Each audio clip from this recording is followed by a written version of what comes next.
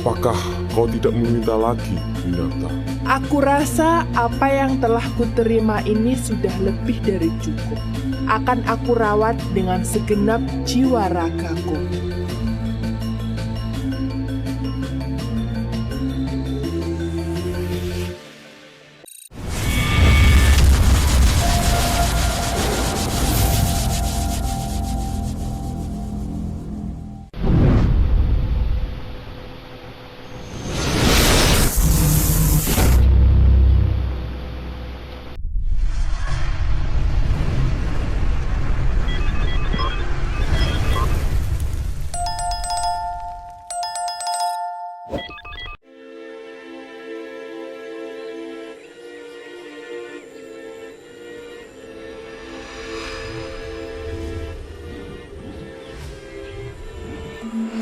Dahulu kala, di sebuah negeri yang disebut dengan Pulau Dewata, hiduplah seorang begawan nan arif bijaksana bernama Begawan Kasyapa.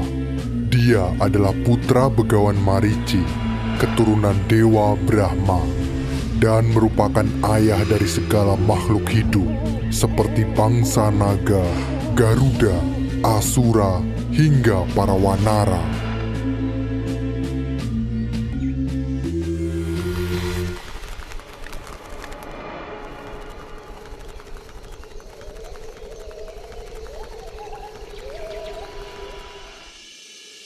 Begawan Kasapa menikahi 14 putri Sang Hyang Daksa, Kadru dan Winata, 2 orang di antaranya.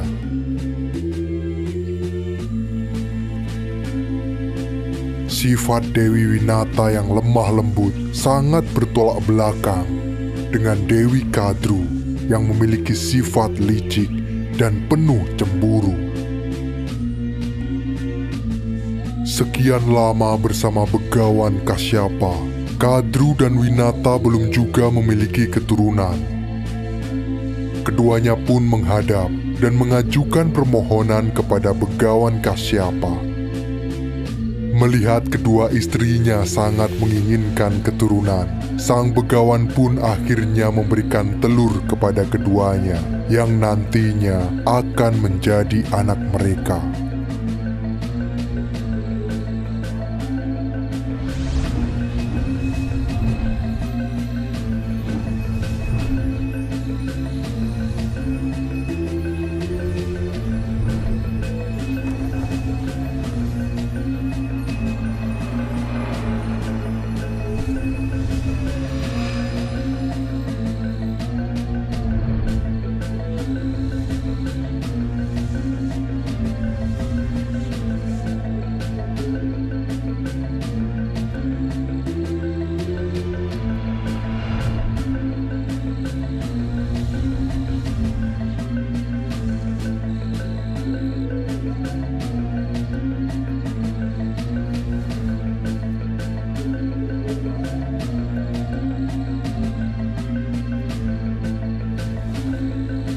Bolehkah aku meminta telur lagi, suamiku? Apa kau yakin kau bisa merawat lebih dari yang kuberikan? Tentu saja, itu hal yang mudah bagiku. Baik, kuberi 1000 telur, rawatlah dengan baik hati.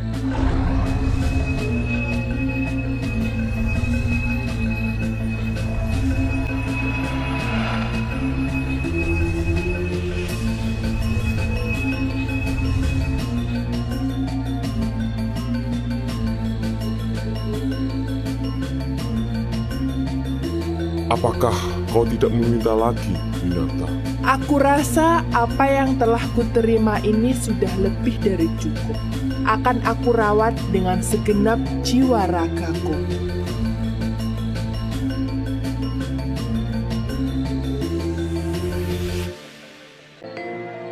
Hari berganti, bulan berlalu, hingga ratusan tahun terlewati. Namun belum ada satupun telur-telur milik Dewi Kadru nampak akan menetas.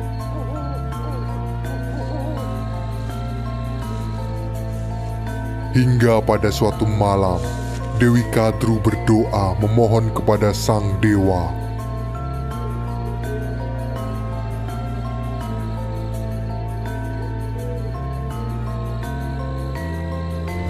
Semesta pun mendengar harapan dan doanya. Satu persatu telur itu retak dan muncullah sosok makhluk serupa ular dengan mahkota mustika di kepalanya.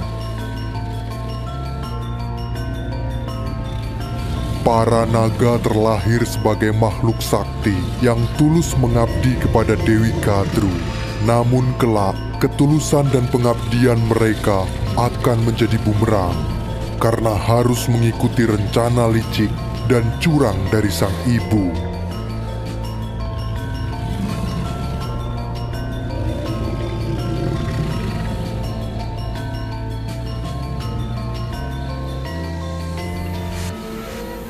Melihat keceriaan antara Dewi Kadru dan putra-putranya membuat terpecik rasa iri di dalam hati Dewi Winata. Rasa iri telah menyelinap, menyeruak masuk ke dalam benak Dewi Winata.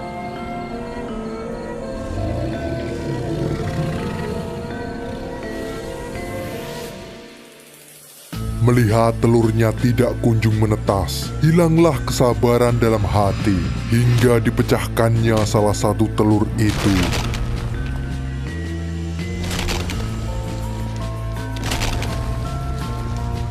Tiba-tiba, suara tangis yang disertai erangan sakit terdengar begitu keras, memekakkan telinga. Bersamaan dengan munculnya sesosok makhluk berkepala burung, berbadan manusia tanpa kaki. Dialah Aruna. Dia terlahir cacat akibat cangkang telurnya dipecahkan paksa oleh Dewi Winata. Wahai ibu, suatu saat nanti engkau akan menjadi budak dan dari situ engkau akan belajar arti dari kesabaran. Anakku, maafkan ibumu, nak. Kelak hanya saudaraku yang bisa membebaskanmu dari perbudakan ini, wahai ibu. Tidak, nak. Maafkan ibumu, nak. Mendengar ucapan Aruna, hancurlah hati Dewi Winata. Kini hanya sesal yang tersisa.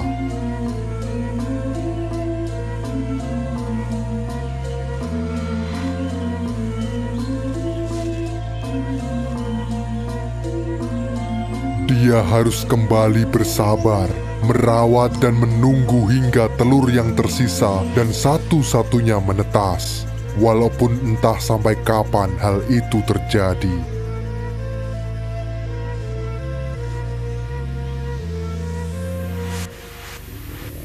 Kehadiran 1000 naga mulai terasa melelahkan bagi Dewi Kadru. Dia mulai berpikir tentang sebuah rencana untuk menjebak Dewi Winata agar tunduk di bawah perintahnya.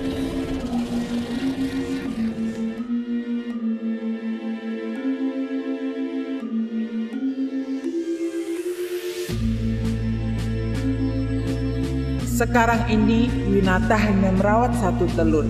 Sepertinya tak masalah jika dia juga merawat semua anak-anakku.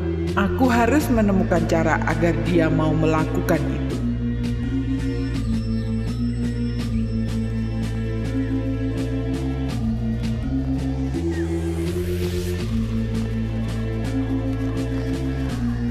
Suatu hari, bertemulah keduanya di Taman Nirwana. Dewi Kadru membuat sebuah taruhan untuk menebak warna kuda Ucai Srawa. Siapa yang kalah harus mengabdi seumur hidupnya pada si pemenang. Dewi Winata tak kuasa menolak gagasan Dewi Kadru. Dengan penuh keyakinan, Dewi Winata menebak. Setiap orang tahu kuda itu berwarna putih dari kepala hingga ujung ekornya. Baik, jika engkau berkata demikian, maka aku menebaknya berwarna hitam pekat.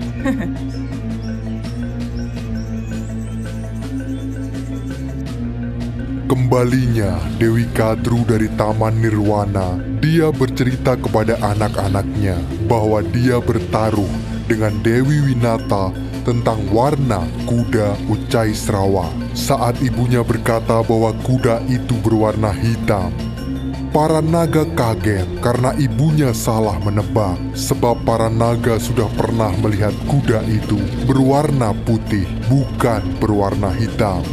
Mendengar ucapan para naga, Dewi Kadru merasa cemas karena sudah dipastikan dia akan kalah dalam taruhan. Kemudian dia segera mengumpulkan para naga. Diperintahkannya agar para naga menyemburkan bisa ke tubuh kuda Ucai Srawa agar warna kuda tersebut berubah menjadi hitam.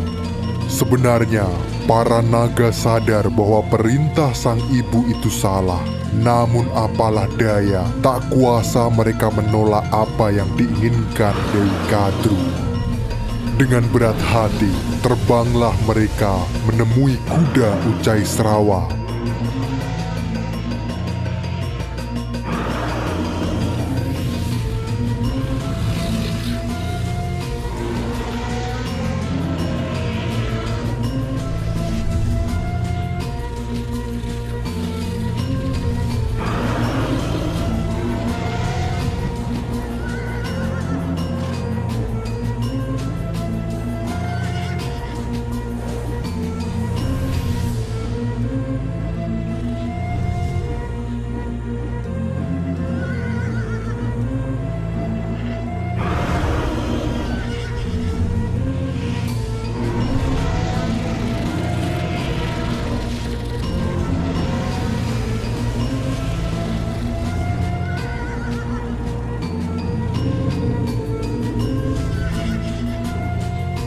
Setelah bertemu, para naga langsung menyemburkan bisa mereka berkali-kali.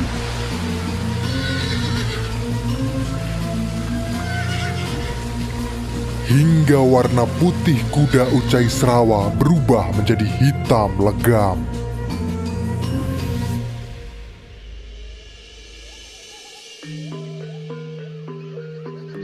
Keesokan harinya, Dewi Kadru dan Winata datang untuk menyaksikan warna kuda Ucai Srawa.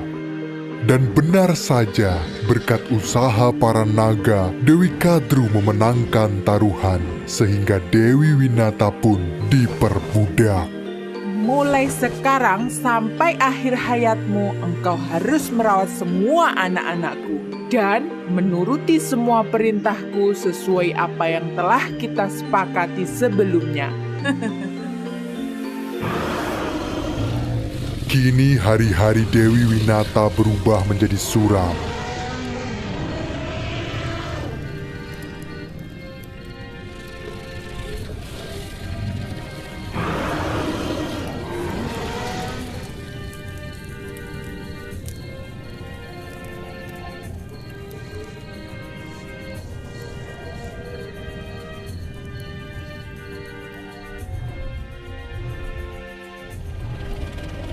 Tingkah para naga dan perintah Dewi Kadru yang nyaris tak kenal waktu membuatnya tak mampu lagi mengurus telur sakti yang ditinggalkan di kediamannya.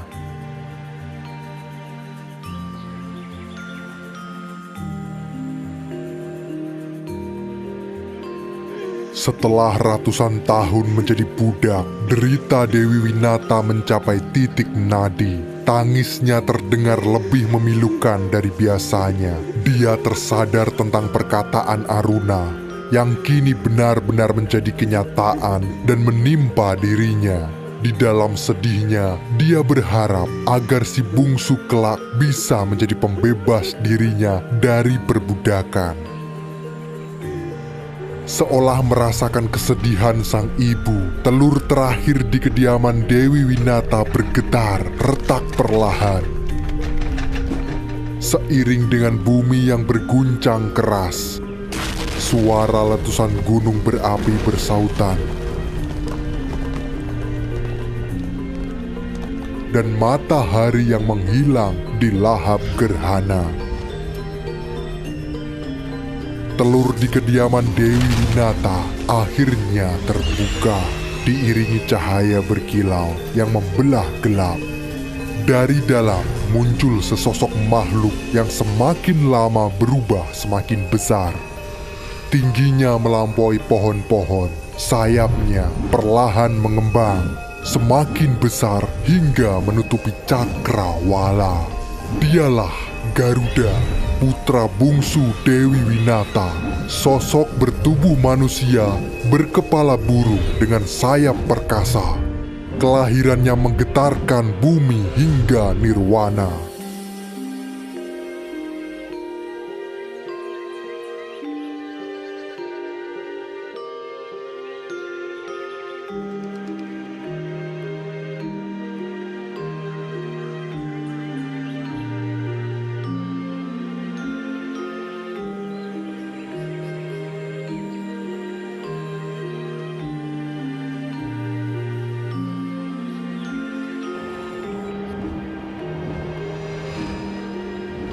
Garuda melesat terbang ke angkasa mencari suara tangis ibunya.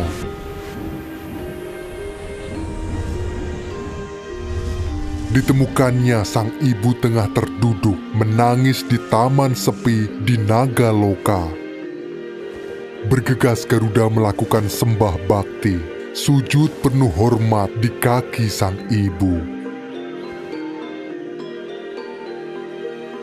Seketika bahagia menyeruak di hati Winata melihat putra bungsunya telah lahir ke dunia.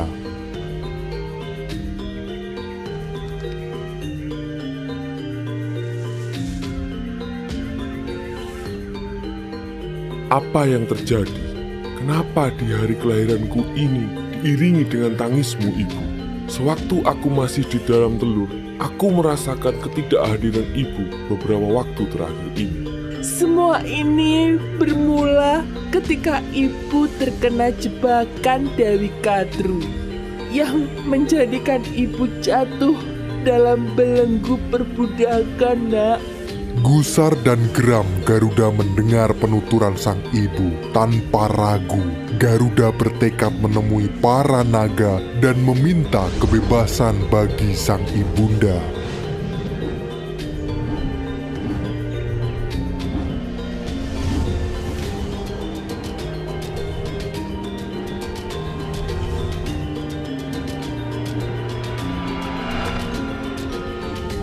Sesampainya Garuda di hadapan Dewi Kadru dan para naga, dia menyampaikan permintaan pembebasan bagi sang ibu. Mendengar itu, para naga tertawa. Tak mungkin Dewi Kadru membebaskan Winata begitu saja. Mendadak mereka teringat tentang Tirta Amerta, air keabadian yang dimiliki para dewa, yang dapat membuat siapapun yang meminumnya dapat hidup abadi. Diajukanlah Tirta Amerta sebagai syarat untuk membebaskan Dewi Winata dari belenggu perbudakan. Mendengar hal itu, Garuda menyanggupinya. Baginya tak ada rintangan yang berat untuk memperjuangkan kemerdekaan sang ibu tercinta. Kembali Garuda menghadap sang ibunda, memohon restu untuk pergi mencari Tirta Amerta. Winata sadar perjalanan itu tidak akan mudah, namun dia pun tak mungkin menghalangi tekad anaknya. Dewi Winata hanya berpesan kepada Garuda, jika nanti Garuda merasa kelaparan saat di perjalanan, dia menyarankan untuk pergi ke Pulau Kusa. Di pulau itu terdapat orang-orang durjana yang selalu berbuat kejahatan setiap harinya. Garuda boleh memakan orang-orang itu, akan tetapi dia dilarang memakan Brahmana karena ayahnya juga seorang Brahmana. Garuda diberitahu cara untuk membedakan antara orang-orang jahat dan Brahmana, yaitu ketika nanti dia tak sengaja memakan Brahmana, maka tenggorokannya akan terasa panas, dan jika hal itu terjadi, maka dia harus memuntahkannya.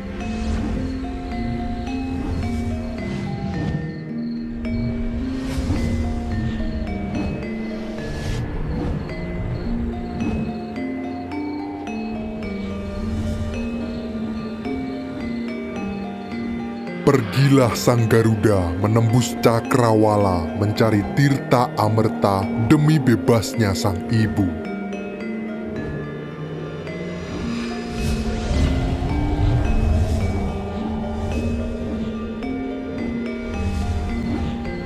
Setelah berhari-hari terbang di angkasa, Garuda merasa lapar. Dia memutuskan pergi ke Pulau Kusa.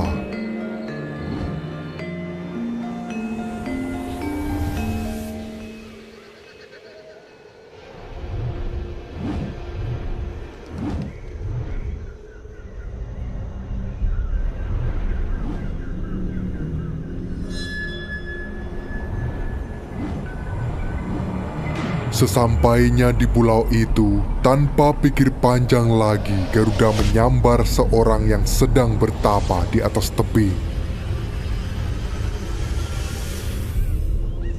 Namun, tiba-tiba tenggorokan Garuda terasa panas terbakar. Seketika dia teringat pesan sang ibu.